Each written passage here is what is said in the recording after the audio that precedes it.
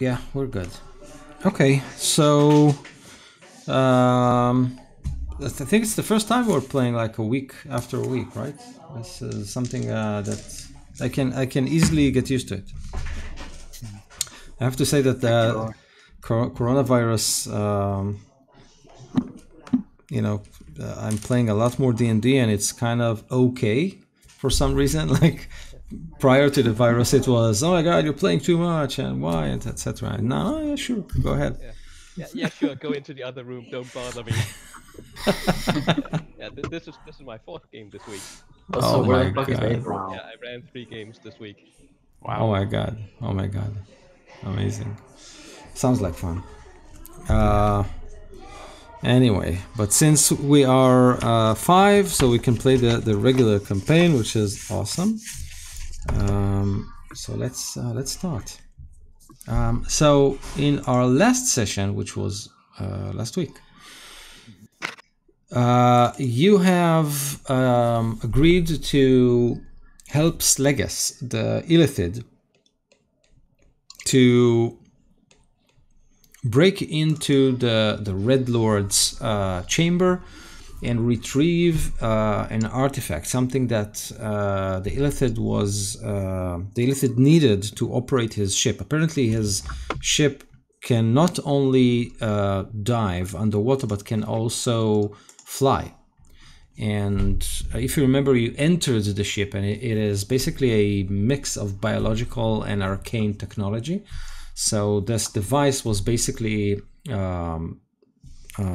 pulled out of the meat that covers the inside of the ship, like a tooth. And you basically managed to get into the room, and with some clever spell casting, I think it was Quarian who used Misty Step to go into the room, pull the device, and then Misty Step back, which the Red Lord hadn't considered as a tactic.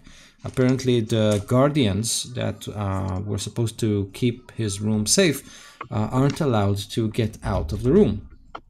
So you managed to break into the room, take the device. I think, Quarian, also you took some strange horn. Tambourine, right. So that was another thing that you managed to salvage from the room. Plus, Andorist, using his earth elemental, pulled out a caged human with his eyes and mouth and ears sawn, and half of his skin is covered with writings that seems like either tattooed on him or kind of carved with a scalpel on his skin. So you managed to do all that and converge outside of the room, and then this Red Lord, Mr. Thornsteel, showed up holding a Raspberry Pi and kind of saying, damn it, didn't think about Misty Step. And this is like an awkward silence between you, Slegus, and Mr. Thornsteel, who is simply standing there with his pie, finger inside and tasting it. So I think this is where we stopped last time, but if you want to add something, this is the time. Yeah, a few things. He did mention like, please put down my contract or put my contract back. And also Galen was in the room and saying like, don't follow me into this room, I can do this. And don't go out, no, don't. Just dodging the demons in there and ignoring the poison damage that was in there. And I'm still inside the room at the door, blocking so the demons can't get out. They can't have the way, but I'm still inside the room. Just inside the room. Right. Yay, me. What could go wrong? And you just heard like a scream saying "pie." I've heard what you've been saying outside because it was just right outside. And I also heard the thing about the contract. Yeah. Which I intend to do something about unless someone stops it. Also, Rookby grabbed the vial of red ink from the table. The vial, oh right, red ink, yes. Or ink. Yeah, that's what it was, sure. Okay, So yeah. So what do you want to do? There's an awkward silence. Everyone are just standing there. Slegas is hovering, with his eyes kind of darting between you and Thornsteel, and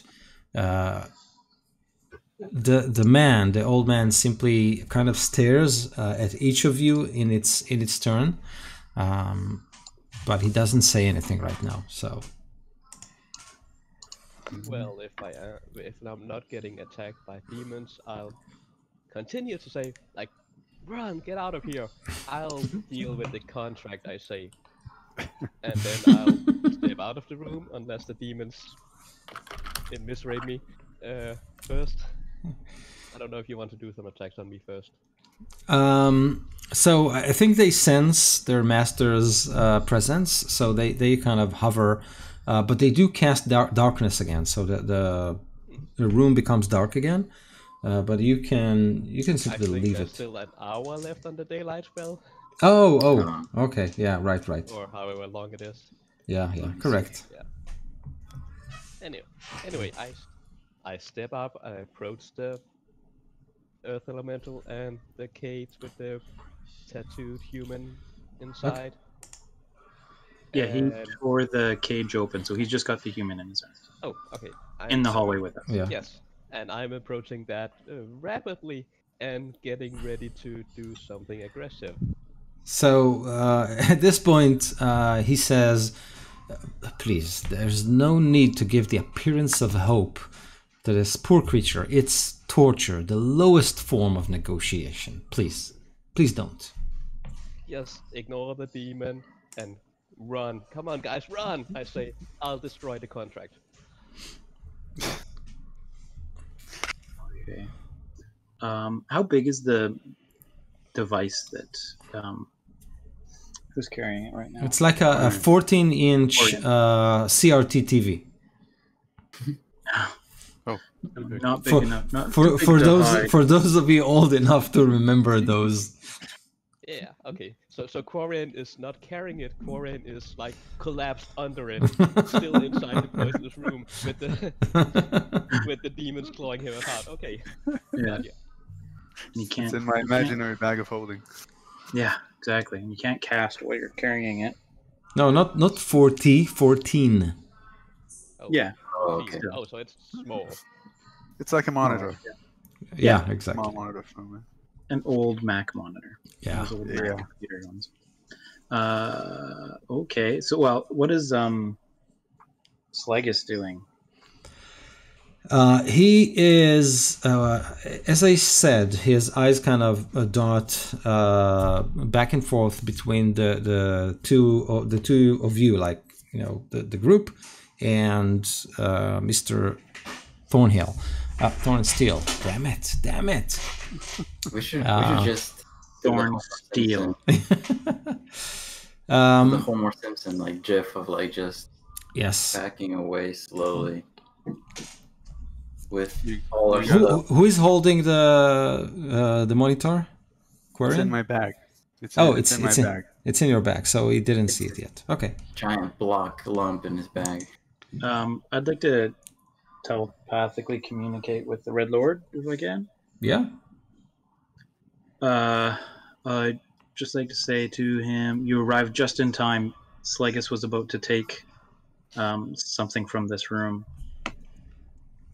He's blackmailing us. Can you help? He looks at you, and then he looks at Quarian. Kind of, you know, his eyes become these two slits, and then he looks at... Like Homer Simpson. Yeah, exactly. And then he looks at Slegas and tells him, "Please die." And you can see Slegas like... Time to go. His eyeballs kind of sucked into his skull, his tentacles, and then he drops and dies. Can I make an Arcana check to see if I recognize that spell? We'll see Yes. if my character does. Sure. 14. Powered kill is not that Yeah, I know. level. Come on. No, yeah, no. Yeah, you identify this as power word kill. Yeah, and that's like Damn. 9th level? Ninth Yeah. level? Mm-hmm. Okay. Okay. So then out loud I'll say, thank you. He says, Okay, you're saved.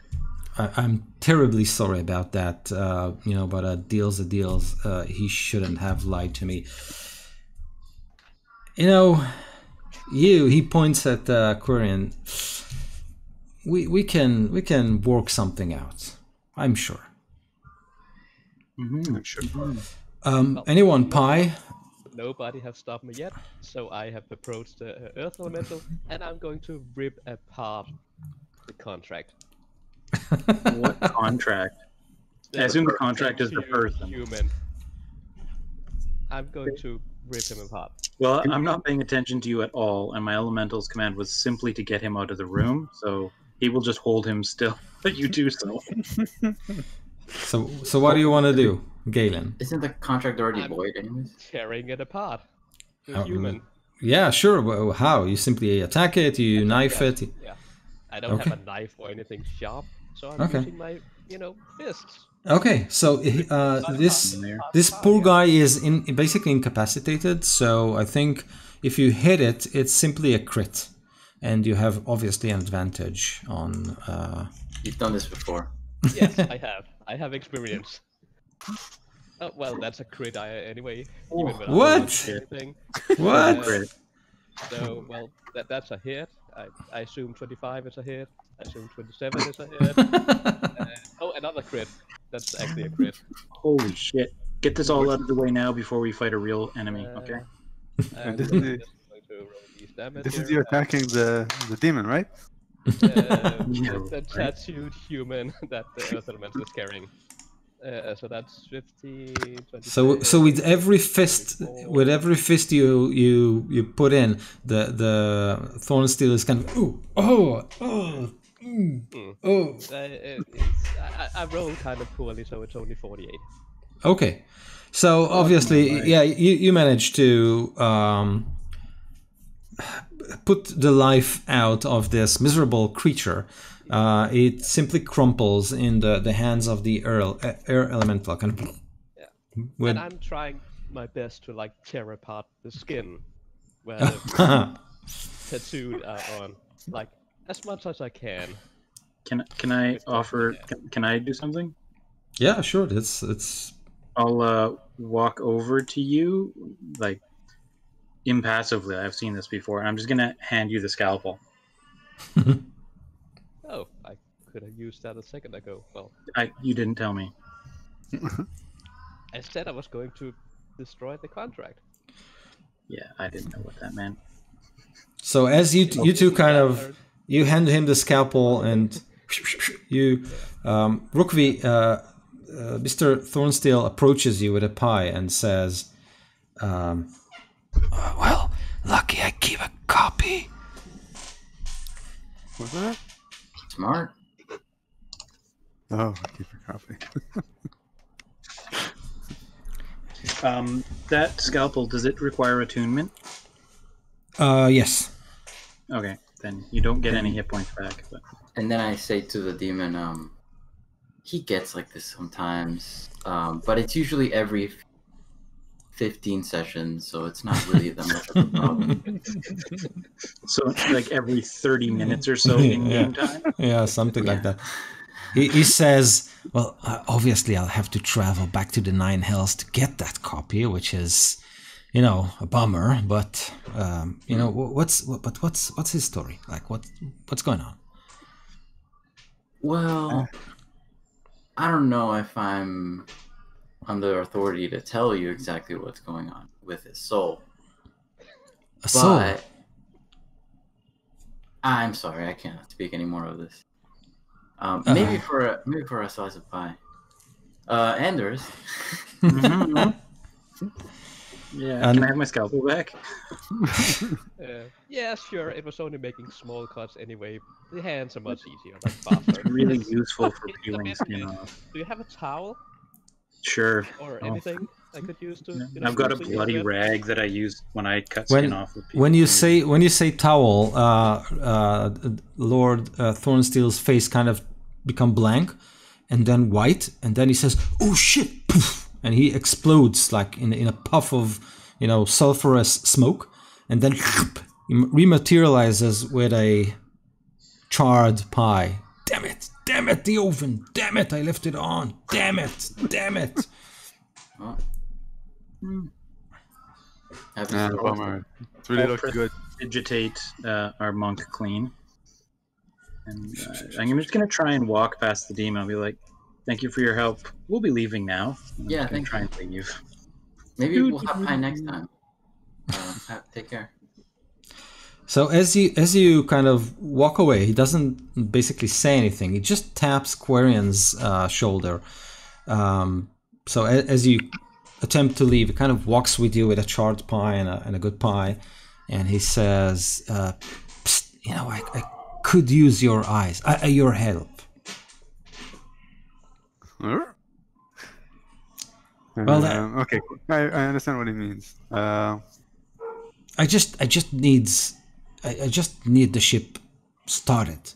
I can take notes and just start it up for me. I'll take notes and then you can leave.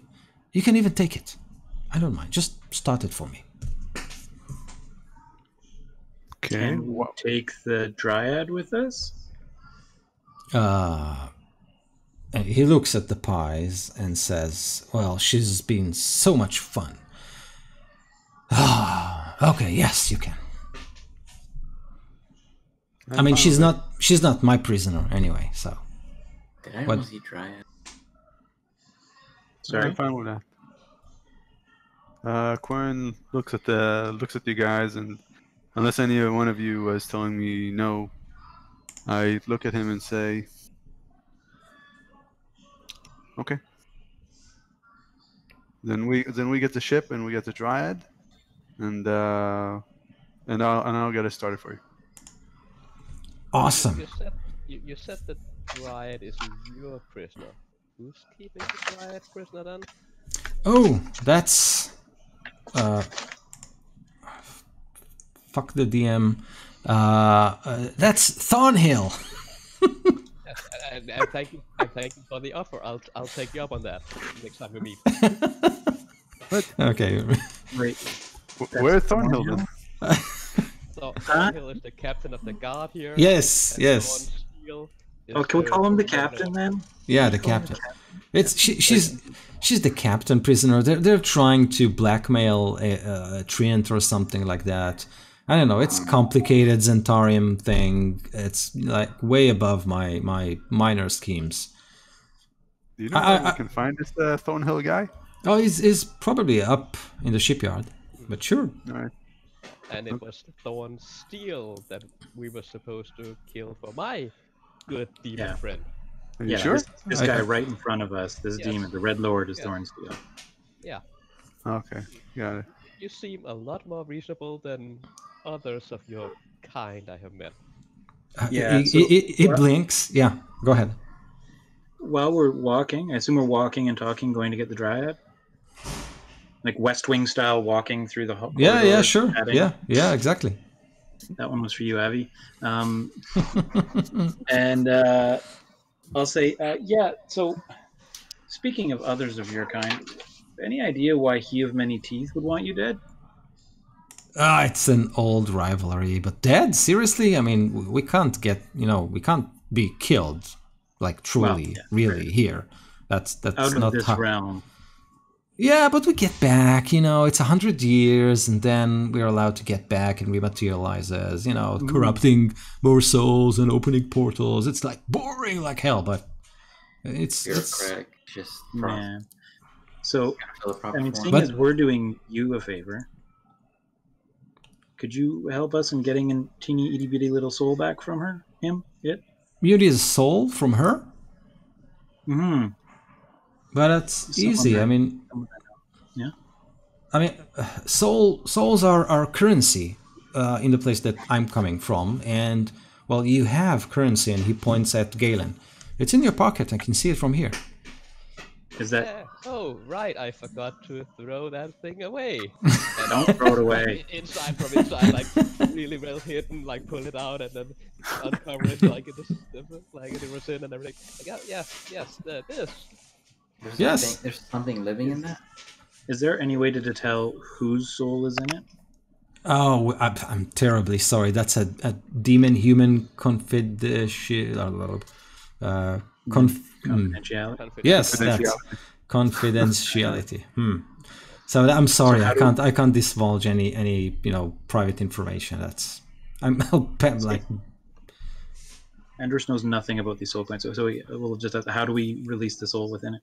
You don't release it. Oh my god, if you release it, I mean, it wouldn't be currency. You simply have to present it to her and, make a change. I mean, maybe this soul is worth a lot more than this guy's soul.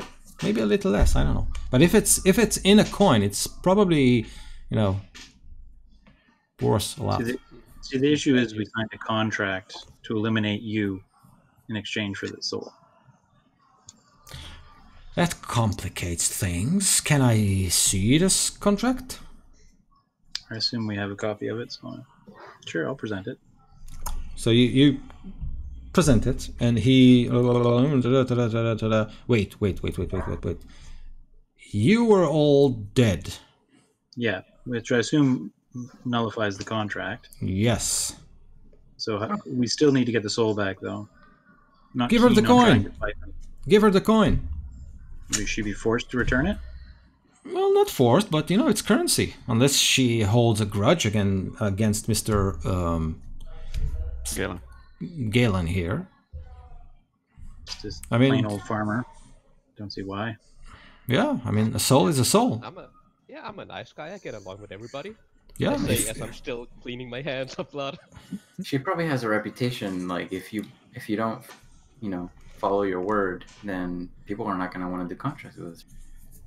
Yeah, plus it's currency. When you go to a bank and you give them a golden crown, and you say, well, I need another golden crown in return for this one, they simply exchange it. If it's not fake or something like that, who cares? A coin is a coin. A soul is a soul. And you could sense this. Is this like a copper coin or gold, platinum? Like, what's the value of this coin? He kind of reaches out. I'll hesitate a moment and then, yeah, okay, I'll give it over.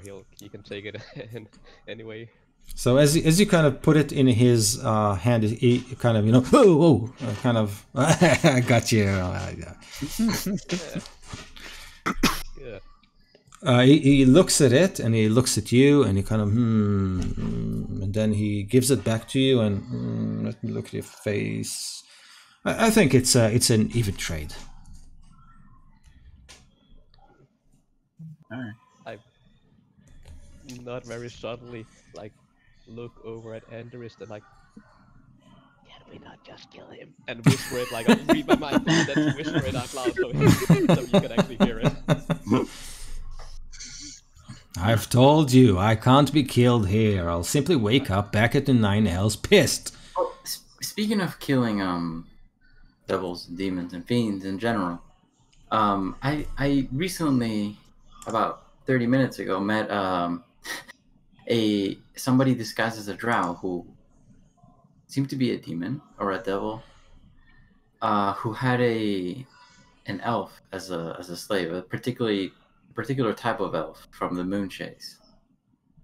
I don't know, maybe you heard of her, just kind of mucking about here in our plane. Ring a bell? Oh, that rings a lot of bells. If I could, get a gold coin for every demon disguised as a drow with a slave. Well, I had to try. Do we have the dryad yet? You enter her room. So as you open the door and Mr. Thornsteel kind of walks in, and then you go after him, and she kind of, oh my god, this is going to get ugly. So I Peleus. guess I'll go up. I think Peleus, you weren't here last session, right? So we decided that you stayed with the Dryad to keep her company and make sure that the Lord doesn't come back. So effectively, this is the first time you're meeting the group after they left you there. So.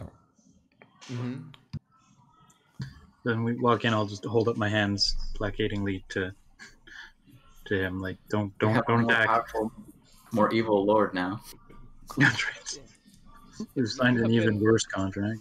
Yeah, you have been really kind, Mr. Thornsteel, or should I call you the Red Lord or what? So when you're saying kind, Emerenta, the Dryad, kind of looks at you as if you have gone totally mad. Like, People have looked at me like that before, and I still don't get it.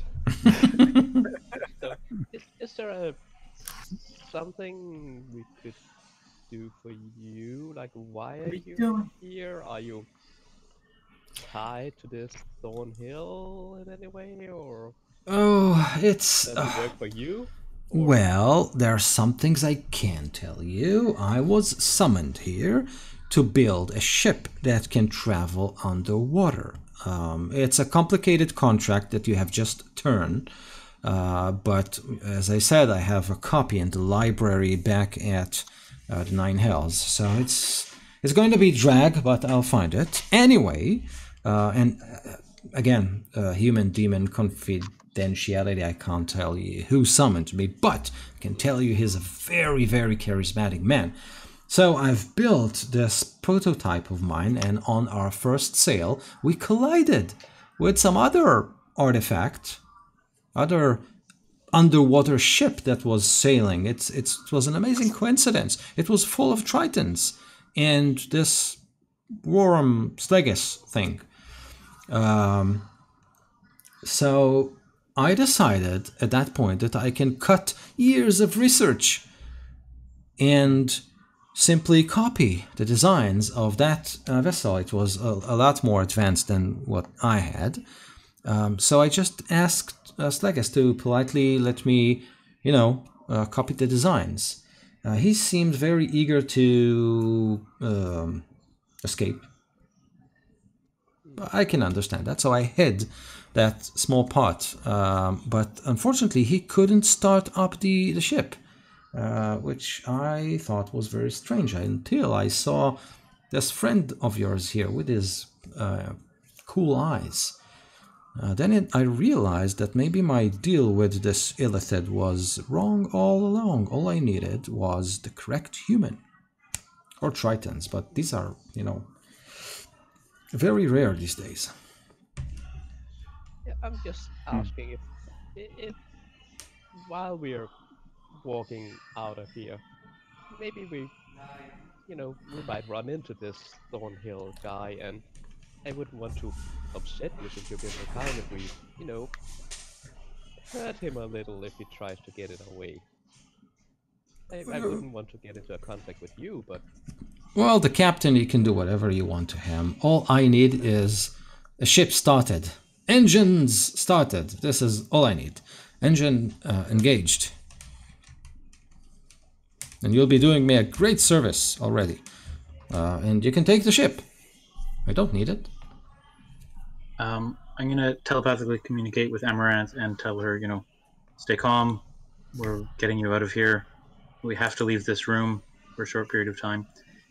And then I'm going to tell her to ask her to shake her head no if this gentleman here, the Red Lord, the one that's right beside us, is the one who is torturing her. You want her to do this if the answer is yes? Yes. Correct. Okay. Okay. All right. So then I will relay that at least to Quarian.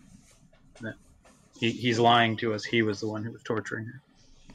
No, he said that she isn't his prisoner. She was just having fun. Right. He was having fun with her. Right. Fair. True. Okay, so he wasn't lying, but he is the one who tortured her. He's evil, but he wasn't lying. That's the very definition of lawful evil. Yeah. Yeah. So will she come willingly out of the room with us? Yes, with you, of course. Okay. Okay. Yeah, but Walk and talk to the ship. can we keep her alive when we take out of the room? If We just you have to be long enough to get her to the forest, right? exactly, if you get her to Oakenstand fast enough, then Yeah. that's fine. On our way, I'm going to cast some Cure Wounds on myself because I'm really doing bad right now. Okay. Yeah. How's the monk doing? I mean, farmer doing? I only lost 10 hit points. Okay. Anyone else obviously injured? No. Okay. Well, I will. Would be a bit, maybe. I took about 30 hit points. Yeah. You took about 30. Well, then I'll put my hand on your shoulder, and you feel like an icy coldness seep into your shoulder, and you get 11 hit points back. Yeah, it's icy hot. Pain away. How much? 30? 11. No, 11. So the Lord takes you again across the corridors back to the submarine bay, and you manage to install the missing piece into the ship. And in response, Quirin, you can see on top of the devices that kind of light up, and that the submarine has fins, but with the proper controls, they can be kind of spread, and psionic energy can be kind of gathered in order to propel the ship above water into the air. So it basically turns into this flying machine. But it's definitely not the slow airship that you have used before. This is more like a TIE fighter or something like that. Like it's really fast. Are we getting our old Spelljammer ship now and just saying, screw the setting? That's right. Go to space. Yes, let's go back old school to when D&D was fantasy, sci-fi, whatever. So he simply awaits there with the four doctors. They are all holding their clips and devices, measuring everything, and he just started up for me. Yeah, we might need a little time to do that. It's a complicated machine. Maybe you could give us a moment to rest a bit also. Like those demons you had was really hard. Like, look, they scratched me here. I'm hurt. Like, and the poison they had, like that was bad. We might need to rest a bit. Like, you can come back in like an hour and then we'll do it. He smiles and says, you know, I keep hearing, I saw a great play in Neverwinter. There was a punchline there. There was this thug, and he kind of threatened this poor guy, and he told him, oh, I've got it. There's a, how did he say it? Okay, yeah, I got it. There is a hard way, and there's an easy way. Please take the easy way. I'm going to the engine room. We do like taking the easy way out of things, but we always end up doing it the hard way somehow. Even though we want to do it the easy way. Quirin is going to go to the pilot seat, and Okay. Two tentacles kind of rise up, and I'll sacrifice my eyes. You have an eye massage, and the ship lights up, which means basically the inside of it kind of grows a lot of tentacles and fleshy bits that kind of touch each other and form all kinds of connections. And then you manage to power it up with this device attached. And you can see the doctors outside, babbling all kinds of Star Trek techno things. Oh, the inverter field has now reached the point of warp 9 and blah, blah, blah. And they write everything down. The Lord seems like he kind of, he's glowing of joy. And then he kind of knocks on the hatch and says, well, that's enough for me. Everything good. I have all I need.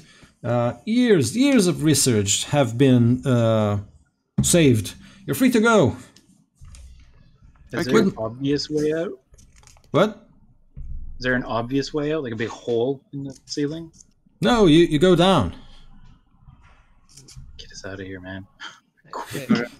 Should we maybe, go see if we can find this Thornhill guy?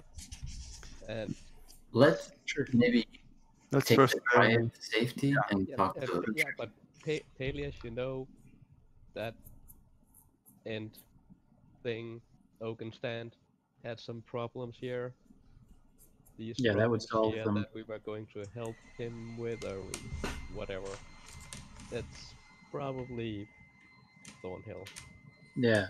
So And we're here's my here. thought.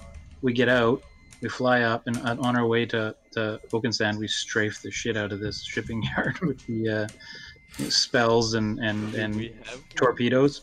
torpedoes and weapons and set phasers to kill and Kill. So, Quirion, when you kind of you hear Galen say, "Oh, do we have all these systems, etc.?" Since you are connected already, the ship kind of reads your mind. And then, do you remember the cocoons that I've told you that are in the ship? There are 6 of them. So they kind of light up, and each of them extends tentacles, seeking bodies to connect to. And you see all kinds of weaponry systems all around the ship. Like basically, it can grow tentacles. It can grow a tail to slap and whip.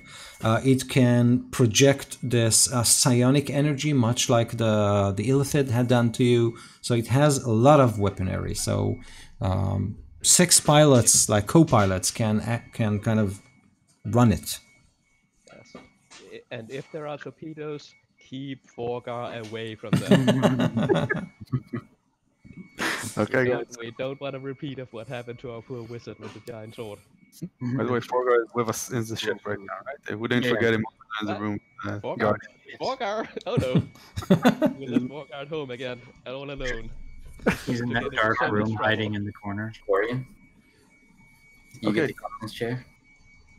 Anyways, get us out of here first of all. First step 1, let's get out of here.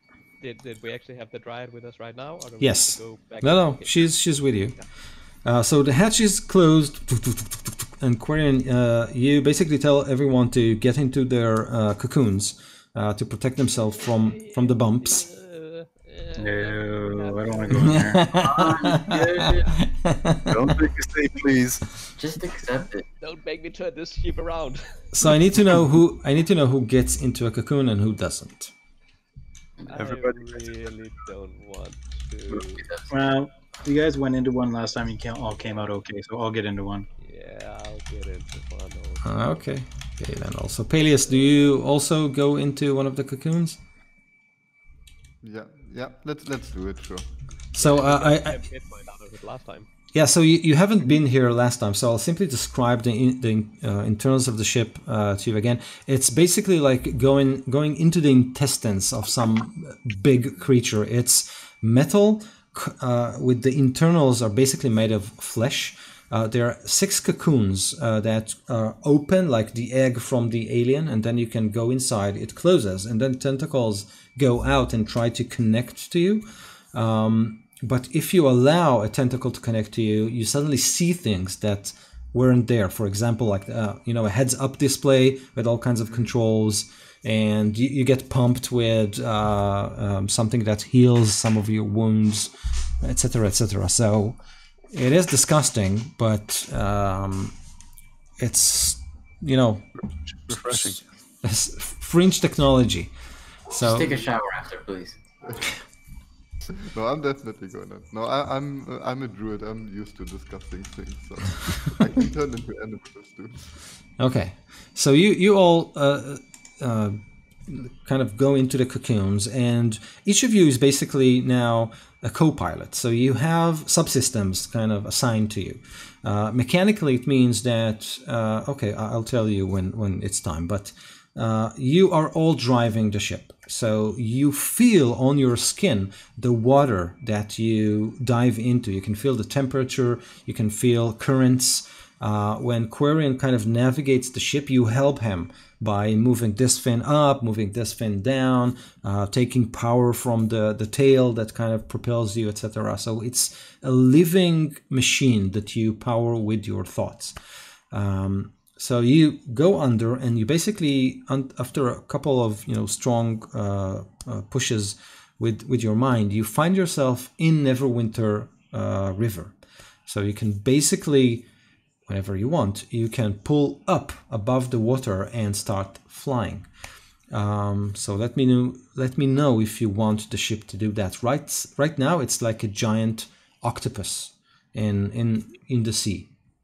What can we see above us? Right above us. So it's you entered the complex at in the morning. It's roughly noon right now. Clouds, birds circling, nothing really out of the ordinary. But you do pick up in the ship's sensors a forest fire, where kind of around the place where Peleus thinks Oakenstan's Grove is. We should go stop that. Is it possible for the ship to like collect water? So you do recognize that it has, I mean, the way it propels itself, it's kind of suck water and pushes it out. This is the way it moves. So you believe that you can pull water and then fly, and then you can probably dump the water back. Anybody opposed to that? I think that would be a good way. Okay. Well, let's do that. Okay, so you force yourself to kind of control the ship. I need you to make an Arcana check. So basically, I need you all to do it. Okay, so each and everyone, even if you're not trained in Arcana. 16. Oh, I learned so much Arcana stuff at the farm. Like 19. Like 12. Corner's got a 9. Okay. 6. Okay. So that's 3 successes with 2 failures. So it means that you manage to get a good amount of water into the ship's systems, but as you embark above the sea level, you find it hard to kind of transform the ship into its flying configuration, which basically means 2 huge like bat wings and a mass of tentacles that basically are used to propel you on the ground and then make a jump, make a leap so you can fly. So it's kind of an awkward creature, not in the water like amphibious configuration, but you do manage to limp a little bit and then you fly. So for you, it's kind of an interesting sensation because you feel the ship. You are the ship, basically. So you can feel the air below and above your body. You can feel you can see the water sparkle beneath you. You can see the clouds above you, and you can see that forest fire. So all of us feel this? Yes, exactly. So as you circle closer to that point, you can see something strange. I need you to roll perception, all of you. It's basically group checks now because you're all connected to the same system. Got a 17. Okay. 4. 11. 22 for rugby.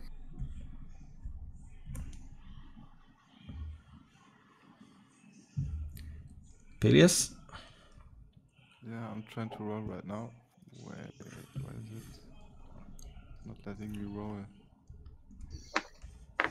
Can also be slow rolls when they have been slow, like several weeks now. The internet in general have been slow. When I click on bio and info, there's like nothing there on my character sheet. Just /R, 1d20. I got it now.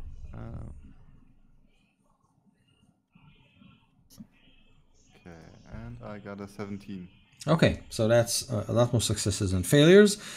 You managed to see a couple of things. One, there is obviously a grove that is cleared of trees. In the middle of it, there is a massive, massive tree that seems to be on the move. He's trying to kind of pull his roots and feet out of the earth and then move.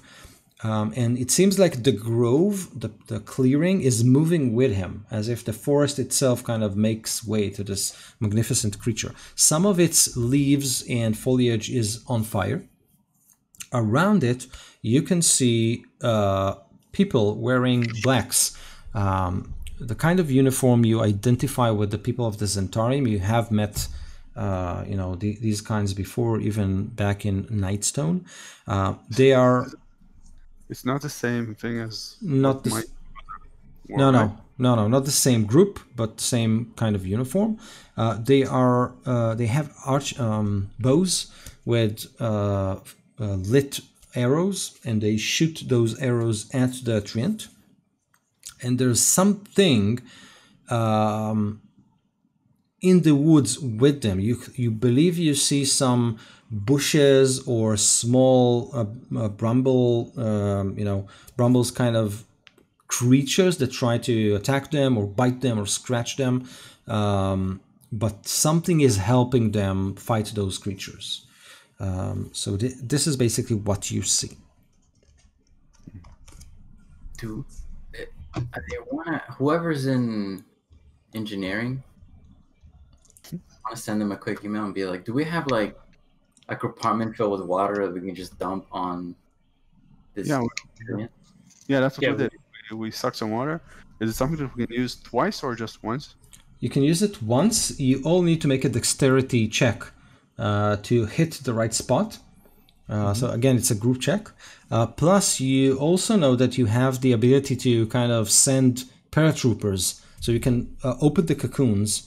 The ship kind of spits a ball of goo. This ball of goo hits the ground, and then it sends one of the people inside of the cocoon into those balls of goo to kind of to cushion the fall. So you can basically eject like your friends if you want to. We should find out what that is that's helping them in the forest before we get in too deep. Because if that's a dragon. You know what? I think we should first try to put out the fire on the treant. Does the treant look like he's badly burnt? Is being burnt pretty bad? So that's a good question. You believe it is being harassed more than badly burnt. So it can probably heal those wounds, but it is being harassed. Got it. Okay. If we do that, it'll reveal our position. We have a surprise. Fly by like around the place to try to understand what else is around? Yes, sure. Go ahead and do that.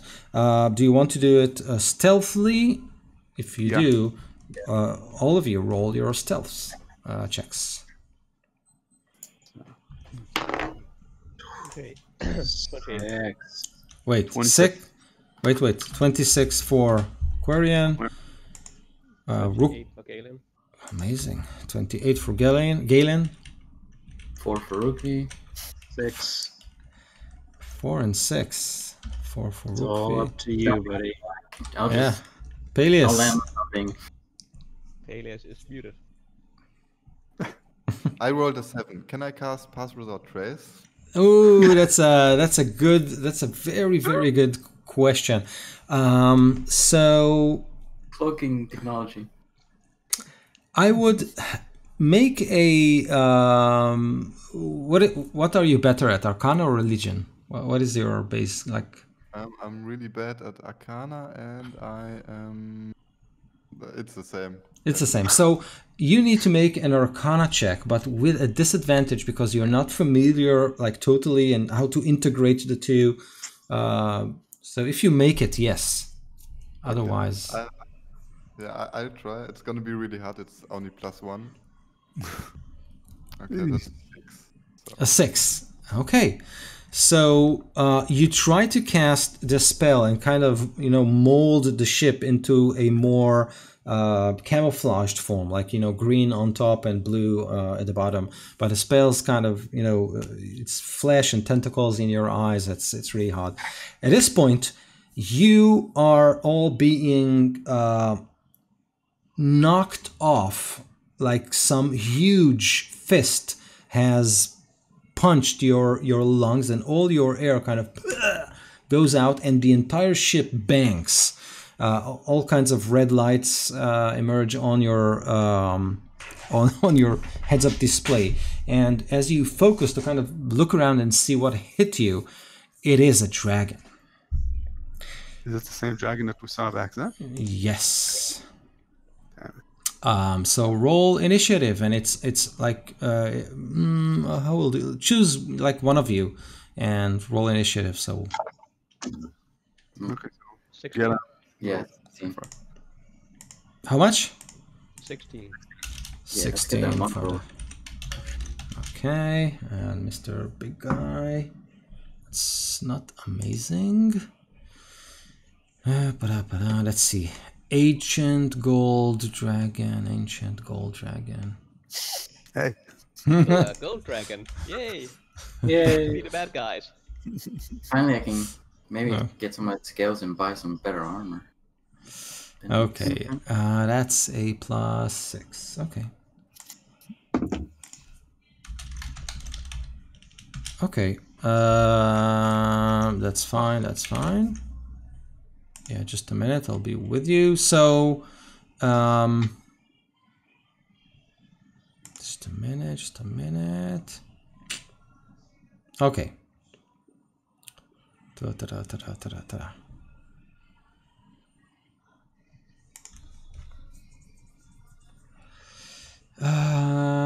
Okay, got it. So, you are basically flying side by side to a large green dragon. You can see the hatred in its eyes as it tried to rake the body of the ship, and effectively he is raking you. So as I said, you all have your attacks, spells, swords, knives, fists, whatever. You can use those, no problem at all. All you have to do is kind of describe it as something the ship does. Okay, so that's your challenge. You can use whatever you want, like within your character sheets, but you have to describe it as something that the ship is doing. Okay. Okay. So it But, should be, yeah. Does that mean that each and every one of us needs to roll initiative, or do we act once? Simply no. It's your turn, and the dragon's turn. We'll go or like by the order, and I'll call names and what do you do, and this is it. Okay. All right. Mm-hmm. Cool. So we actually start with you, but I will roll damage. So this is how it works. The dragon kind of attacks, but I will reduce damage kind of from each one of you. So, for example, this dragon's attack was basically a tail attack, which is 8 plus 3, that's 11. That was 17 bludgeoning damage suffered by Quarian. Ouch. So you kind of right. So that was the dragon's surprise attack. Now, what do you want to do? So, Aquarian. Okay. So you said that the ship can fire like mind blasts at them? Yes. So again, you translated mechanically by you doing your own attacks. Oh, okay. But you have to kind of describe it as something the ship. So if you're casting fireball, the ship kind of roars and shoots a fireball or something like that. Like invent something. Okay. So I want to cast Hold Monster at the dragon from my wand. Okay. And do it is that the ship will like just shoot a beam at it and to try to make it hold. Okay, great. In midair. Yeah, sure. So the ship maneuvers, you control it, and then a fleshy hatch kind of opens, and a tentacle wiggles out of it and spits an ichor fluid at the dragon that should hold him. So what does he need to do? Like a saving throw or something like that? Yeah, just trying to understand. This is from a wand of binding and trying to see what is the saving throw. I'm guessing it's like probably the basic one, right? I assume so. For some reason my internet is not working too well. So it's a 5th level spell. Wait, DC 17.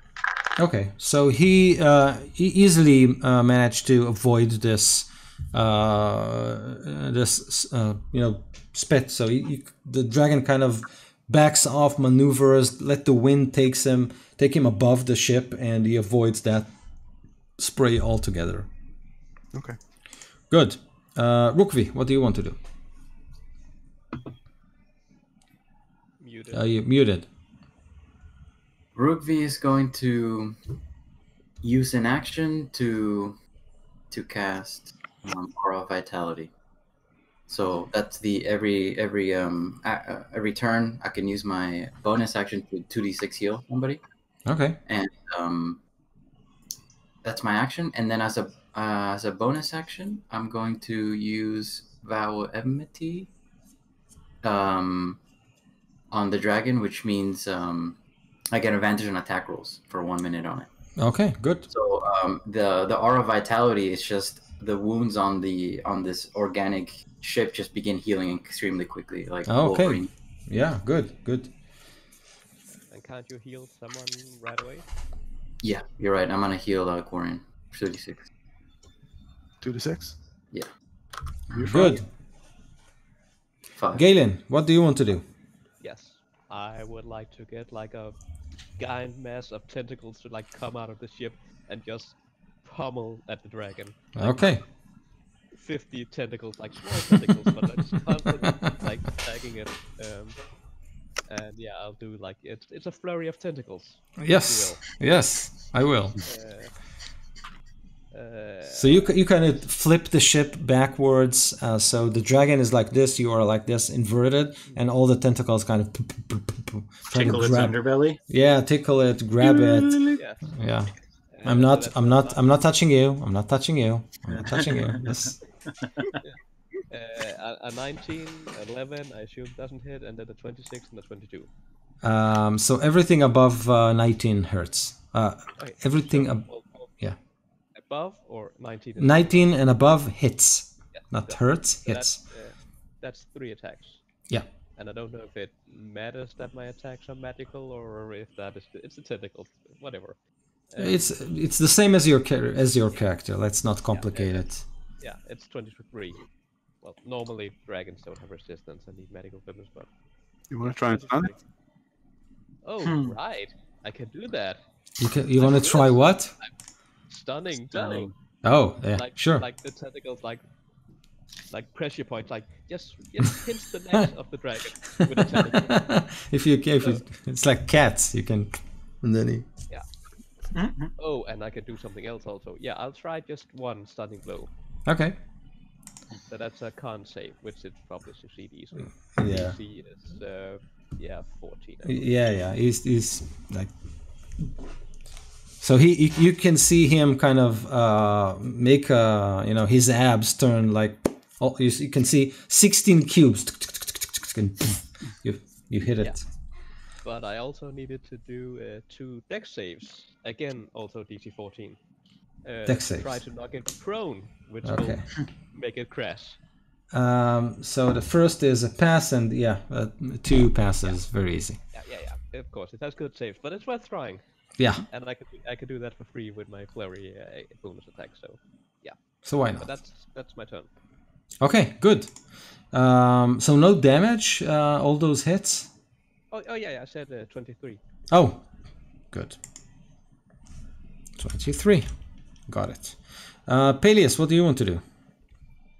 I want the ship to release like a storm cloud, like a chemtrail, basically.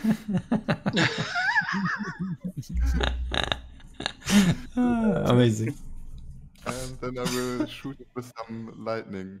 And I use it as a 6th level spell.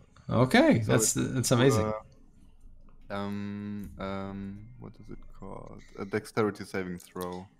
Okay, so you concentrate, and a mass of tentacles kind of form in your cocoon, and you simply weave them together. You connect this tentacle and that tentacle and this tentacle and that tentacle, and then you grab them and pull them and release them, and the storm cloud kind of bursts out of the ship's behind or front. What do you want it to be?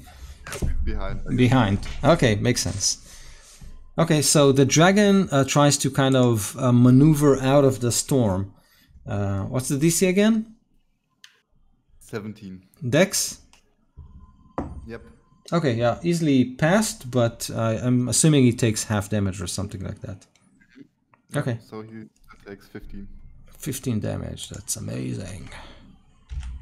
Okay, good. So electricity kind of explodes inside this cloud. So the dragon roars, but manages to avoid like most of the damage. Enderist, what do you want to do? I would like to cast Blink on the ship. Oh my god, this is amazing. That is amazing. That's the, and it's kind of meshes like really well with the illithid technology. It kind of phases out so of at existence. At the end of our round, I roll a d20, and if I roll 11 or higher, we go into the ethereal plane until the start of our next turn. Oh my god, this is so good. Okay, so before you do that, I want to... so the dragon basically tries to kind of soar above you and turn away and meet you heads on with his poison breath. So let's see if you phase out, and then he will simply waste this attack. 15. So it means that you did phase. Disappear. We go into the ethereal plane. Amazing. So this is amazing. So the ship kind of phases out, and since the ethereal plane isn't like someplace else, you're still there, like, but you know, only spectrally. So you can feel the dragon passes through you with his poisonous cloud emerging from his throat. And then when he understands what you have done, it roars in anger. And then he dives and tries to kind of, you know, do a loop and return to your location, kind of seeking you out. Really, really angry. Amazing. So that was Enderist and Dragon, and now we're back to you guys. So, Quirion. How far is the dragon right now from us, from the ship? How far do you want it to be? 120 feet? I think so. Yeah, that sounds, because you were basically head on, and then he kind of... We went above the clouds, now we're going like this. Yeah, exactly. I'm going to try to do something that might be really stupid, but what the heck? I'm going to try to cast Wall of Force in his mouth. Oh, this is amazing. This is amazing. It's like a sphere that gets stuck in his mouth. Amazing. Okay, use your targeting computer. Okay, so yeah, you kind of... you attach a few more tentacles kind of to get really zoomed in on the dragon's mouth. You concentrate. Yeah, throw it. It's there. I don't think I don't think throw. So I think he will need to do like a dex save, and even if he fails it, let's see. So if he fails it, I would say that he kind of takes a lot of damage and is stuck in place, like until it can kind of open his mouth large enough.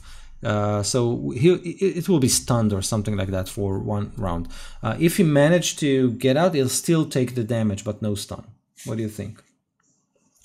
Okay, sure. Okay, so what's the dex on usually on your spells? The save, sorry, it's a 17 or something like that? 16. 16 dex, okay. Ooh, so he failed it, but he will use one of his legendary resistances to overcome it. So yeah, that's one down. Until now he didn't use those, so resist. One down, 20 to go. Please roll, I would say 10d10. You can do it in Google or something like that. 10d10? Yep.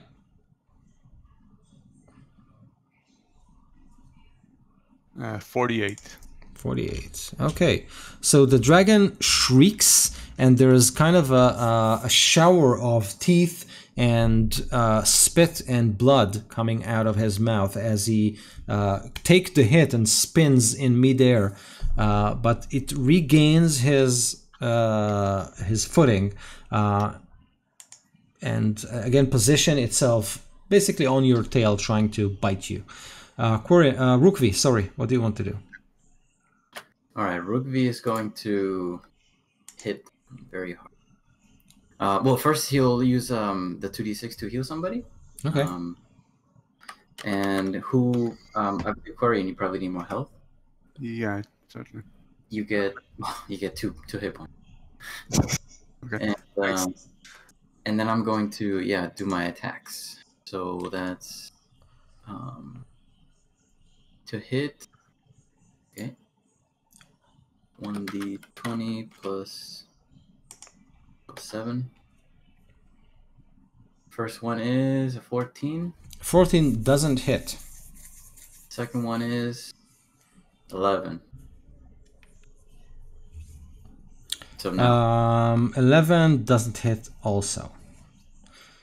wait. What? Oh no, the total. I was looking at the die in Google instead of looking at the total. So the second one is 18. The first 18. one, what the first one say was 14. 14. So 7. That's a 23. So 23 hits, the second one doesn't. Okay. So that's 2d6 plus 3. I'm gonna pump smite into it. So that's.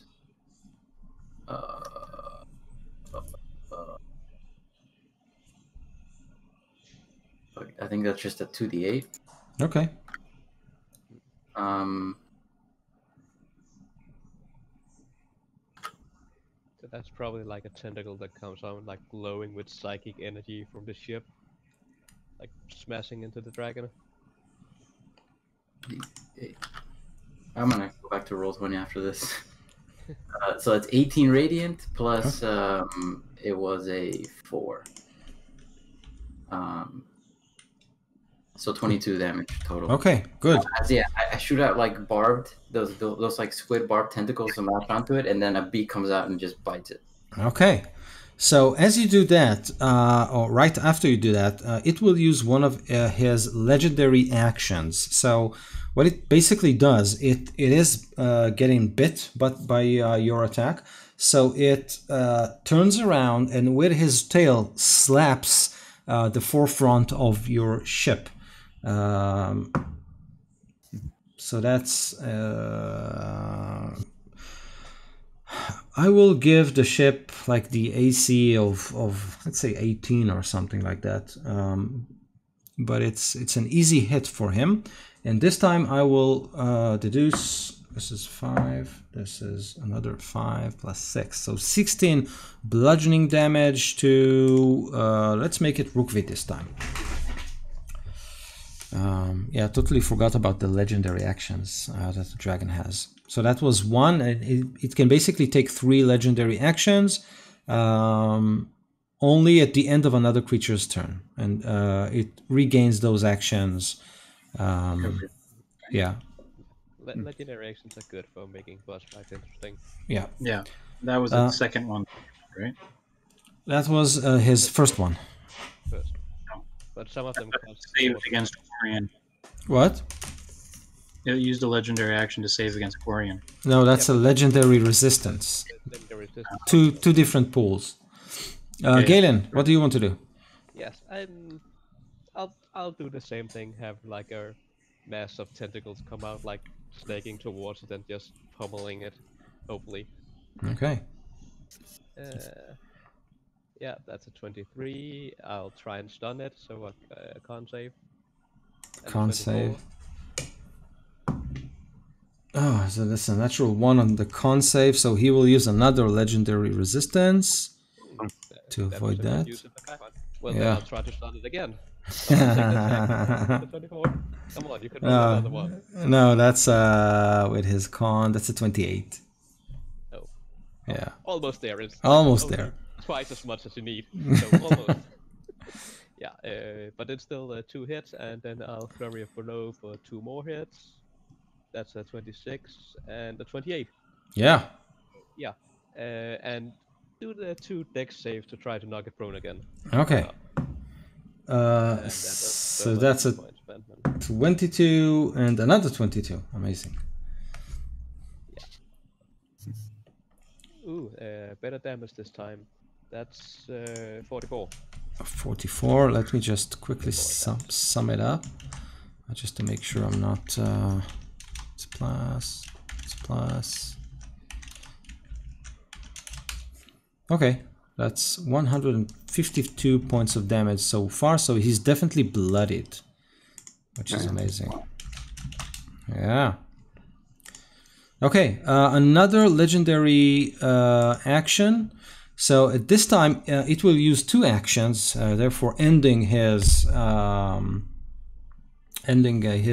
total for this round. It will, so after you kind of smash it with all of your tentacles, it will spread his wings to its fullest span and then beat them really, really hard toward the ship. So you all need to make a dexterity saving throw. And it's a group check. If you fail it, there's damage, but you might also be prone, which means you'll start falling out of the sky. Which I know what I've been trying to do to this fucking dragon for ages. No, 22. wait, Roll a natural 1, 2. natural 1 for Andrest. Rukvi? Muted. 10. 10 isn't amazing.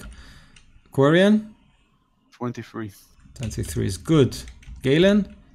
23 also. Good. Peleus, Oh, come no. on. Oh no. Really? Oh, no. 8? That's okay. So you all take, because this is basically every creature, not just one. 2d6 plus 6. So this means you all take 14 points of bludgeoning damage, and you are prone. For a flyer, it means you fall.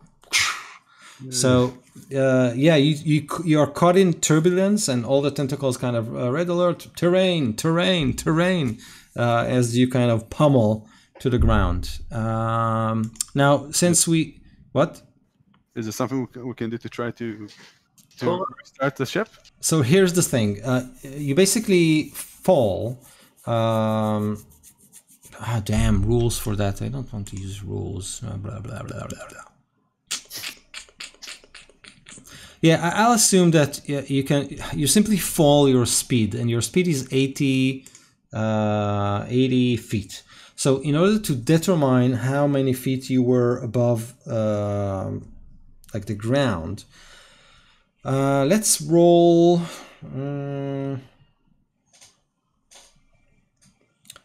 roll 20d8. Sorry, 20d10, and see. Corian's the pilot. Give her. Yeah. That sounded good. 124 feet. Okay, 124. So you just dropped 80 out of these. So you are basically kind of,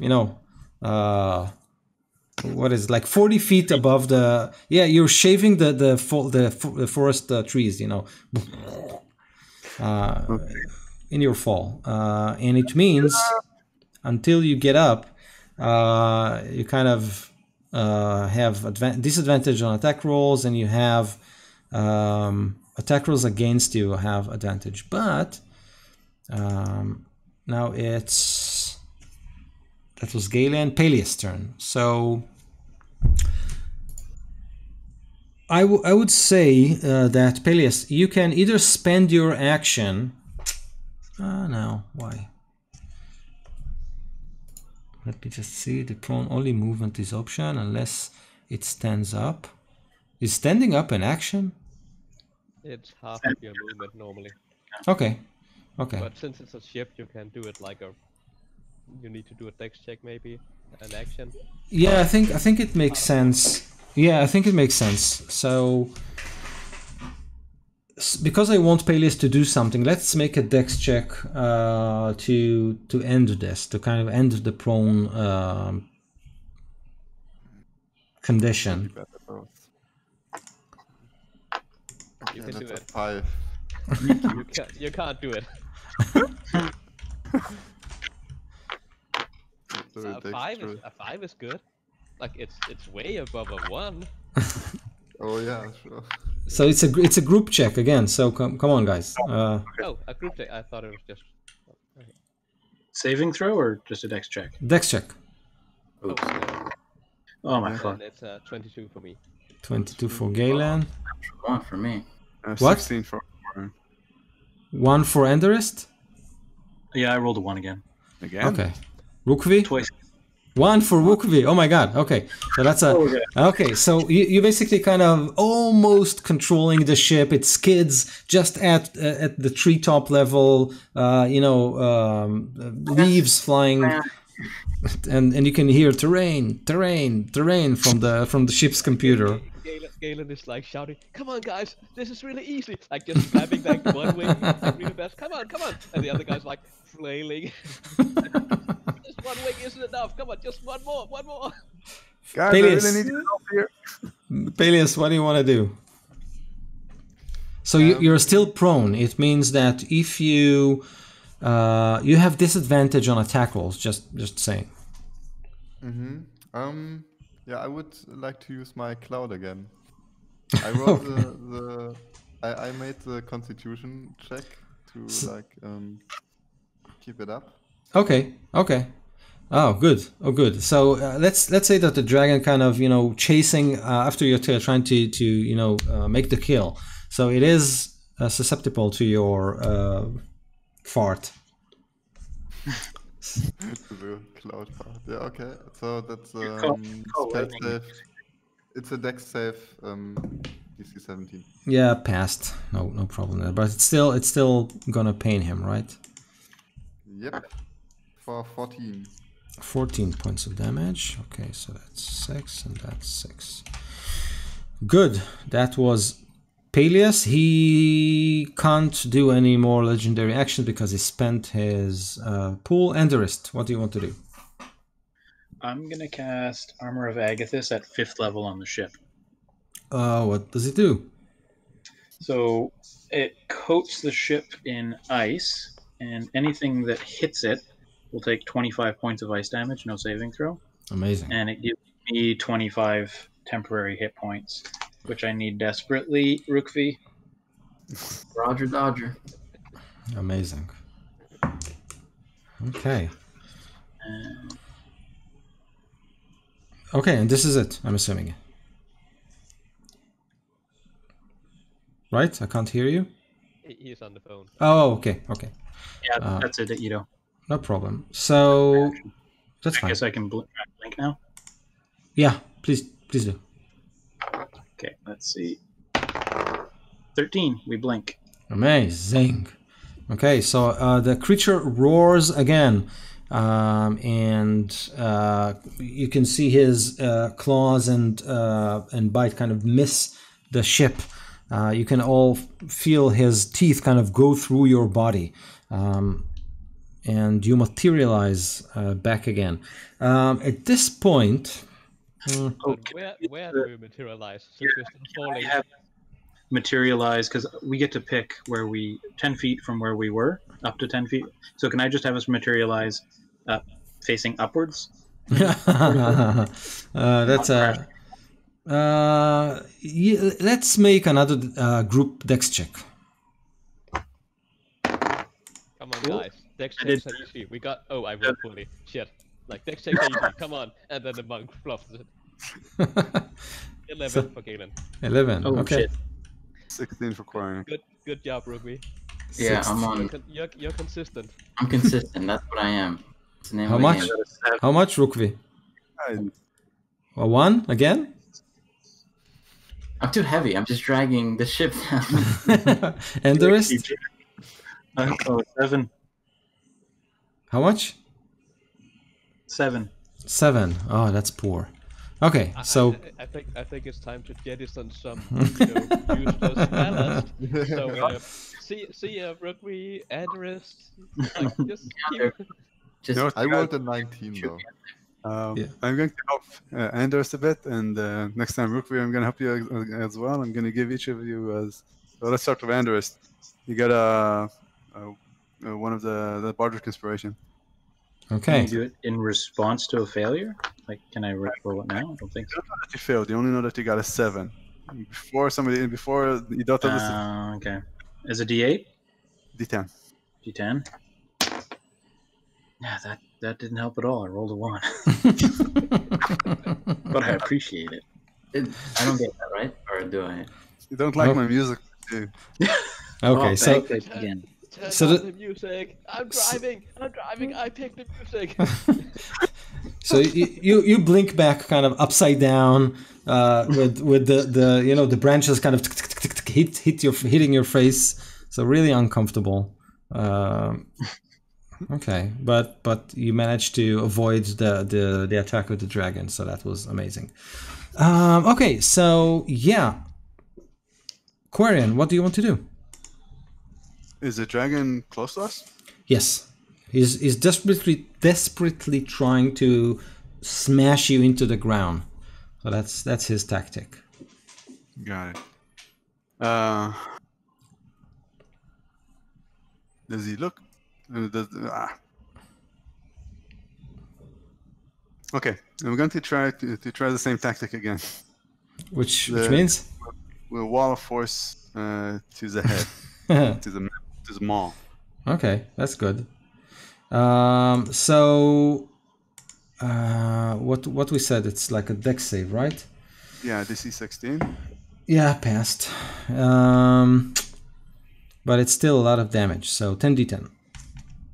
Okay.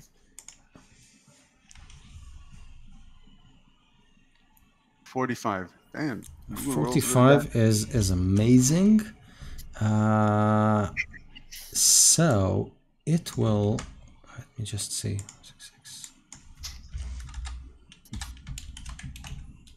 45. That's amazing. Okay, so you can see in its eyes that he's ready to kind of end this. This is like not working for him, he's drooling blood, and you've hit him so many times, but he kind of he can sense the kill because you are inverted, tentacles flapping so close to the ground. So his reaction, basically legendary action, was to pull off that same stunt again and do another wing attack to try and smack you into the ground. So again, dexterity saving throws, all of you, and you need to succeed. 27. Come on. You got Yes. an extra 1d10, sorry. 27 for Galen. Quarian, what's 13. okay? Rukvi, come on. With the D10? 7. 7. Andrist. Oh my god. Where's the 1d10? Rukvi. Oh shit. Someone needs to succeed. Yeah, but the DC is like 19. Right. 15. So one succeeded. 15. Come on, you just got the ship. You can't destroy it on the first Okay. We repaired it once. I'm sure we can figure out how to repair it again. Okay. Some That autopilot. gave us keys to the ship, and we just smashed it into a wall like the first day. So yeah, the DC is basically 19. So you all take again. That's. Does the temp hit point count for this? We do have this Arm of Agasthis on. It's not a melee attack, but do the temp hit points still block 25 points of damage? Does he hit us at all with his wings? No. It's simply like a thunder wave or something like that. But you take basically 10 points of bludgeoning damage. If it's blocked by the armor, that's fine. Hit points. Well, so when I cast Armor Vegathus on myself, I get 25 extra hit points, and if anybody hits me, they get 25 damage. So when we're casting it on the ship, I don't know if that 25 hit points goes to the ship or if it goes to me. That's a good. Well, the next one that gets hit. So if it's all of you, track it as if it's the ship. Yeah. Yeah. Actually, that's actually better because you're going to crash right now and take a lot of damage. So it's going to be interesting to see if the ship is busted or. But it's basically 10 points of bludgeoning damage to you all, and then the ship basically plunges into the ground, taking a lot of damage. It's still our turn. This was Corian's turn, and then the legendary action. Yeah, it was just crashing now. No, you're crashing. Dragons. Exactly. Exactly. But we were in the middle of our turn. With correct. Yeah, I'm not ending the combat. Okay, good. So you are taking. I mean, not you. Basically, the ship takes. So did the ship absorb that 10 points of damage? No, you take the 10 points of damage, but the damage that is done now because of the crash, those 25. Yeah. That is shitty because I was hoping to give myself 25 extra hit points. Got it. Yeah, but now we all. I desperately need it. So I'm unconscious. Okay. And crashing the ship did remove 95 points of damage from it, which surprisingly enough doesn't break it into half. So you are. It's like those.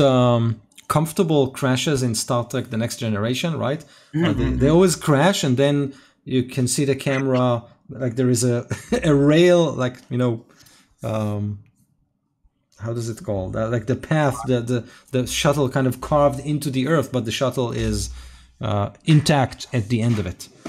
So because I went just like one log of hair like out of place, like ooh, that was a rough landing. We almost died. Because I was unconscious before the crash, Armor Vegathus is gone, Blink is gone. Oh, got it. Okay.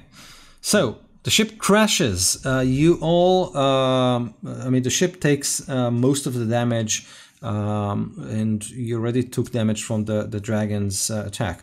So you wake up, basically. The tentacles kind of retract from you. The ship is damaged, so it can't fly right now. You'll need to repair it.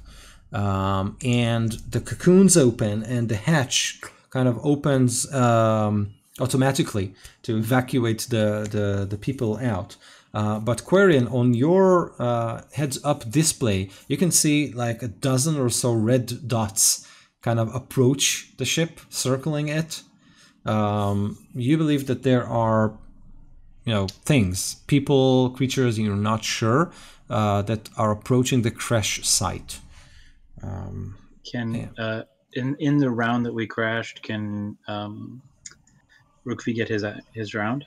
Sure. So we ended the crash kind of interrupted the Quarian's action, but now we are actually at Rookvi's turn. Okay, great. I'm just letting you guys know that there are bogeys coming in, closing in. Right, bogeys. And we're still in turn order. Yes, still in turn order. You are in the ship. In various forms of crash positions, tentacles kind of wiggle free out of broken equipment, etc. What do you do, Rookvi? I just remove some slimy tentacle out of the way, and then I heal Andorus for 7 points. Okay, so you crawl inside the meaty flesh of the ship and lay your hand on Andorus. At this point, Galen and Quarian, you both get really, really sick for a couple of seconds. And then can you use your aura to heal me and your lay on hands, or? Yeah, I can use my action as well. And I got 37 points of lay on hands. How much you want? Well, I'm at 32 out of 39, so whatever you want to give me. I tend to stay away from combat. Right. Here's all of it. So you're at top. Give me 32. Keep 7. All right. Thank you. Right as rain. And Let's that's I just lift Anders from his head and just heal him. Come on. I shake him off, shake off the slime from him. Like he's a wet cat. Exactly. Ido, one question. When I saw the like on the radar that there are people approaching. Mhm. Does the HUD say anything about any weapons still on board the ship, or is it all offline? Oh, the ship is basically offline now. Okay. It will need like the cool thing about it. It's made of flesh, so you'll simply need to pump like 95 points of healing into it, and it's back online. Huh. Okay. Yeah, 95 points though. more important. 95 points of damage. Yes. Yeah, Be tough right now. Okay. Cool. Where's our cleric with 6 level healing spells? Come on, heal. We can take a rest, and me and Ant and Forgar can. Or we can take a long rest, or the ship can take a long rest while we fight. It's fine. So Rookvi, you healed Anderest. Anything else you want to do in your turn? I heal him. I shake him loose. I shake him clean, and then I run towards the edge of the crater where we're at, basically to meet the incoming bogies. Okay, so you pop your head at the hatch, which is kind of horizontal to the ground, and you can see that you've disturbed a lot of the trees. The ship kind of left the mark of a snail all over this tunnel of dirt that it carved through the land, and you see people wearing black leathers. Approaching with bows, crossbows. They're doing it slowly, and then there's a big shadow above you. You crouch, and you can see the dragon kind of whoosh above you. So it still circles around, and it's probably his agents that are approaching. All right. I drop my maul because I was using a two-hander, and Okay. I take out my shield and hammer, and I turn back and say, "Yep, more bad guys." Okay, Galen. Yes. You mentioned there was the ejection tube thing. Do they Yeah. still work? Yeah, I mean this is kind of an emergency. Yeah, like an escape hatch. Just Yeah, shoot out. yeah, you can punch it. And if we are like more or less upside down sort of thing, Yeah, it could will. I maybe shoot up? Yeah, sure. Dragon right above us? Oh my god. Okay. Yeah, Just hypothetically, like if accidentally I hit that thing, like whoops, that wasn't a panic. I didn't mean to do that, and I'll just shoot up and grab hold of Get the dragon. So I will definitely allow it. So you kind of half conscious after the crash. You kind of concentrate. You can hear the dragon, and then at a certain point when you think he's at the right angle, you kind of press the button. I do need you to make a dexterity check. I will have it. I will set the DC at 20, but I think you can do it. Damn. Is it a save or acrobatics check or just a plain check? No, it's an acrobatic check, like something you're good Oh, at. good. Yes, then I have a oh yeah, 27. That it would have been bad if I failed this now. So yeah, like, hey, dragon, remember me? I say as I fly up towards it, like fist first, like I'm Yeah. super. Oh wait, I don't know who that is, but I'm that guy who flies fist in front of him. Yeah, Yeah. So you fly out of the cocoon like someone exploded a zit, so with a spritz of gooey material, you simply whiz into the air. Do you want to make a grapple check against this? Why? I don't need to grapple it. I just want to fly by and say hi, and then drop down and die. Yeah, I'll try to grapple it, like an attack roll or. No, it's a strength or dexterity against his strength or dexterity. So, and he will use strength. Yes, I will not use strength. Proficiency bonus or not? I don't know actually. I think it's just strength or dexterity. So you didn't roll very high, so you have a chance. I rolled Aye. one up, just like the second worst thing that could happen. Oh my like god. But I do have a +5, so 7. 7. Okay, he rolled with a plus a 16, so it wasn't very odd, wasn't very high for him. So you jump up. You try to grab it, but like the force of the ejection seat kind of took you a little bit too far. So you kind of fly above him. Could I crash into him? And we both take 4 damage, as if like I was shut up, like, and we both take damage. Come on. For him, it's like, you know, hitting a fly during flight. So it is a huge creature. My question to you is, I'm getting shot out of a cannon. Come on.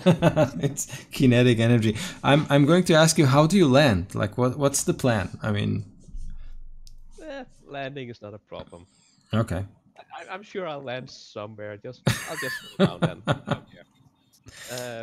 I do have the snowfall ability, so I can use my reaction to reduce falling damage. Reduce like 55 points of damage. So you can roll. However far up I am. It doesn't matter really. Like amazing. Points of damage. It's nothing. Amazing. Somebody see the dwarf like land like a stone and nothing happens to him. It's when I fall, I just like spread out like my cloak and then just softly like land like a flying squirrel. Yeah. Amazing. Okay, nice try. So you kind of land into the bushes. Make a perception check. Yes. As you crash into Galen. I'm so good at rolling like perception. What perception? Oh, I see a 3. 3. Yeah, 3. A 5. Okay, good. A lot of trees. Peleus, what do you want to do? You find yourself kind of inverted, heads above head in the fleshy parts of the ship. Galen just ejected himself. Querin is shouting, "People outside!" Rukvi has changed to his shield and warhammer. What do you want to do? I wanna get out of the ship and turn into something like a bear or something.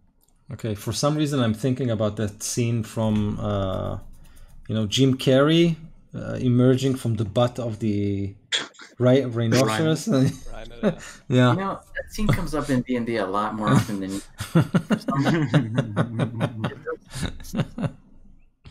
Okay, so you kind of emerge out of the belly of this ship and transform into what? Let's take 1 second.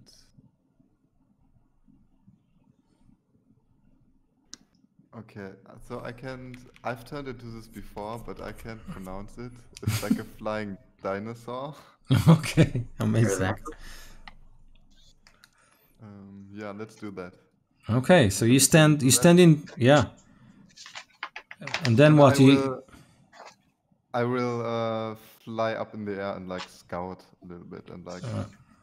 Okay, amazing. So you spread your wings as you emerge. Like as you walk outside, you kind of mid walk transform into this huge bird and then soar, and immediately you meet with the dragon, like eye to eye. You make eye contact with this creature. It veers toward your direction, kind of noting your presence. Are you medium sized, large? Like, what's the stats on that? Let me check. No, I think it's not me. I think it's large. Large. Okay, so this is not a dragon meets a fly. This is like an opponent to. Okay, good. Enderist, what do you want to do? How close are the bogies?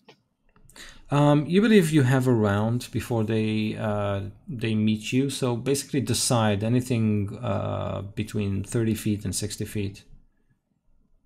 I'd like to cast invisibility and climb out and dash for the trees where nobody is. Okay, good. So you cast invisibility. So as you pass through the ship, tentacles kind of move around without anyone seeming to be there. You pick yourself up, get out of the ship, and go into a bunch of trees. Roll perception.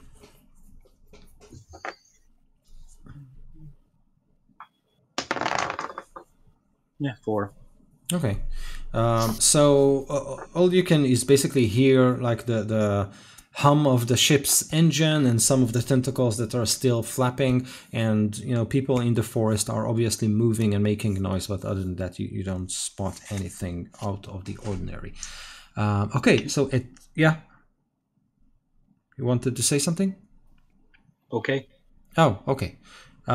So at this point, those people, they will kind of spot you. Not you, Andrist, but the group as a whole. They were far from now. And like trained soldiers, they kind of, take up their crossbows and ready their bows and move into positions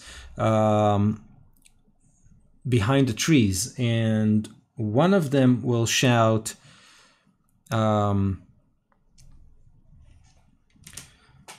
"Stay clear of the ship and surrender your weapons. You are surrounded." How many people are there out there? You count something like 20. How Like close tick, tick, tick, tick, tick. how close did I land to the ship? You pretty far, so I would say like 80 feet or something like that, but you definitely hear that scream. You think you are outside of their circle, so they basically circle the ship, and like Rookvi is there, Quarian is there, Forgar is there, obviously, and Emeranta is there. Peleus has taken off, and the rest is nowhere to be seen, and you are behind that circle. Then I'll just shout at them to make sure that they know I'm here and can target me also, hopefully. Hey, don't worry, I don't have a weapon. I'm unarmed. Okay. Anyone else wants to do something? Say something? If nobody has come out of the ship yet, besides Galen. So Peleus came out and took off. Quarian, No, I'm still in the ship right now. okay. First, you went invisible, and So I'm thinking of actually trying to do what Galen did as well. Only I'll use the dimension door instead. How far is the dragon from us? So since Galen tried to attack it, I would say he's flying at tree level, but is kind of circling around. Like a helicopter around a downed. Does it still seem bloody to me when I take a quick Yeah. look at him? Yeah, he's rough. Kind of really roughed out. But he's a tough guy. So. Okay. I think Rookby puts his shield on his back and puts his hammer on his belt and holds his hands like this and just steps not too far from the ship at all, from the hatch, just steps forward and says like this, "Okay, you win." Okay. So I'm going to try another silly thing, and guys, this may be my last thing. Your last silly thing ever. Yeah. Famous last words. Indeed. I'm going to try to dimension door over to grab him like by the horns or something on his body that I can feel like grab. RPG, and it didn't end well. I've had a player do that in one of my games also. It went fantastic until it didn't. You know what? If you don't want me to do that, I don't have to. No, go for it. I'm sure eventually it'll work out for someone. We can bring you back.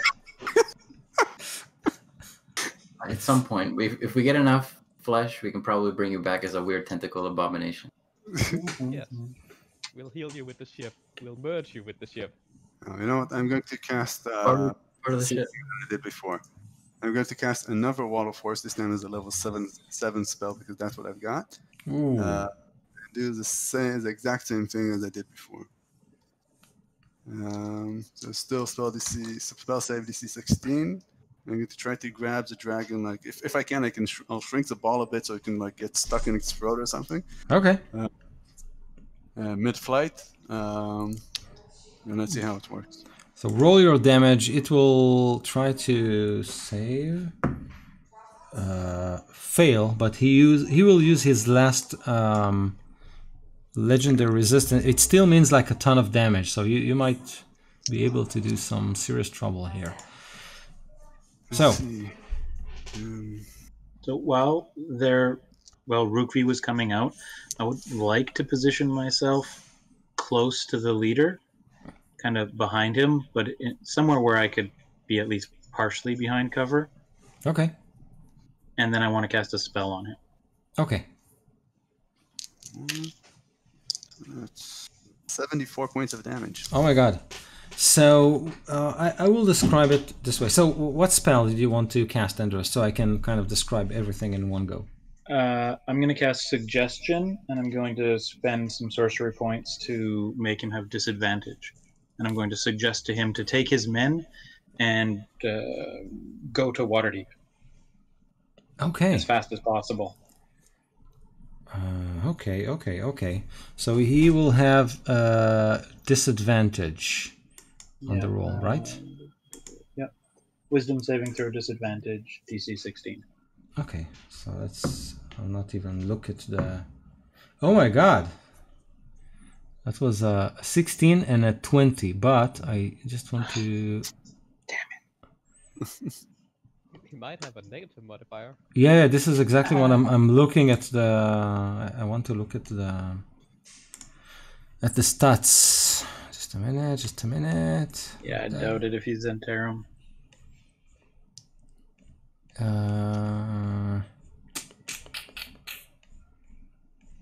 Here it is. Come on. Okay. So what was the... No, it doesn't have any negative modifiers at all to his stats. DC 16. No, I'm talking about the ability, but he doesn't have any negative modifiers. So, and he rolled a 16 on his low. So what do you see is this. So the dragon suddenly stops in midair and basically explodes. So his mouth kind of explodes with broken jaw bones and teeth and an eyeball kind of flying away. And this entire mass of flesh kind of circles in the sky and crashes not very far from where you are. Anderist suddenly materializes and whispers something at the ear of this Zentarum leader, and then they all, as one,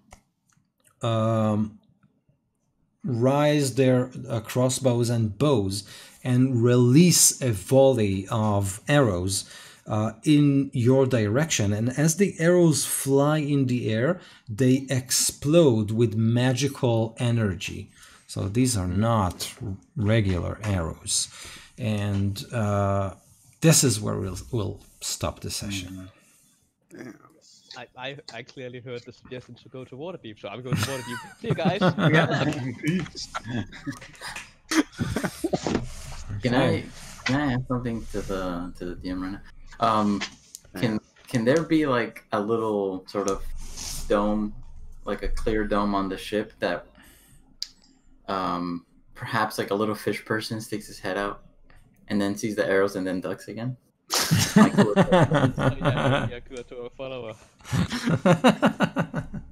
Yeah. This is canon. It happened exactly like that.